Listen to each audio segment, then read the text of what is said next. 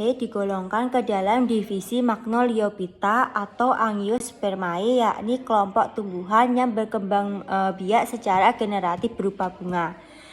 Divisi Magnoliophyta dibagi lagi ke dalam dua kategori, yakni Magnoliopsida dan Liliopsida. Jahe sendiri dimasukkan ke dalam kategori yang kedua, yaitu Liliopsida atau tanaman monokotil atau berbiji tunggal. Tanaman monokotil ini terbagi lagi ke dalam 50.000 sampai 60.000 jenis. Jahe sendiri dimasukkan lagi ke dalam suku Zingiberaceae atau temu-temuan. Suku ini terdiri dari 50 genus yang tersebar lagi ke dalam kurang lebih 1.000 jenis atau spesies.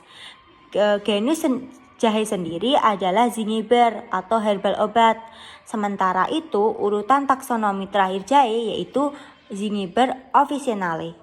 Tanaman jahe memiliki daun yang sempit dengan panjang 15-23 cm, lebar 8-15 cm. Tangkai daunnya berambut dengan panjang 2 cm sampai dengan 4 cm. Tangkai bunga hampir tidak berambut, panjangnya 25 cm. Batang jahe merupakan batang semu dengan tinggi 30-100 cm. Kemudian jahe memiliki akar berbentuk akar serabut dengan warna putih kotor. Rimpang jahe bentuknya tebal namun agak melebar. Kemudian tumbuh bercabang-cabang, warnanya kuning pucat. Kemudian bagian dalam berserat, agak kasar, warna kuning muda dengan bagian ujung berwarna merah muda.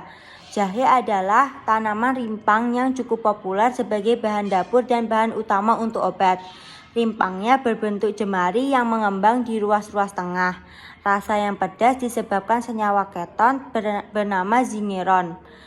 Warna putih kekuningan, baunya sangat khas. Kandungan kimia pada jahe yaitu mengandung pati, minyak atsiri, serat, sejumlah protein, vitamin, mineral, dan enzim proteolitik yang disebut dengan zingibain. Kandungan metabolit sekunder pada jahe yaitu golongan fenol, flavonoid, minyak atsiri, dan diduga merupakan golongan senyawa metabolit sekunder bioaktif yang dapat menghambat pertumbuhan mikroba patogen. Rimpang jahe mengandung gizi yang sangat cukup tinggi, antara lain 58% pati, 8% protein, 3-5% oleoresin, dan 1-3% minyak atsiri. Mikroskopik dari jahe yaitu serbuk berwarna kuning muda, fragmen pengenal yaitu sel parenkimatik, serabut, pembuluh kayu, kadang-kadang didampingi sel zat warna yaitu sel damar minyak. Damar minyak berbentuk gumpalan atau tetesan kecil yang dengan iodium Lp memberi warna. Selanjutnya banyak sekali butir pati dan fragmen peridem.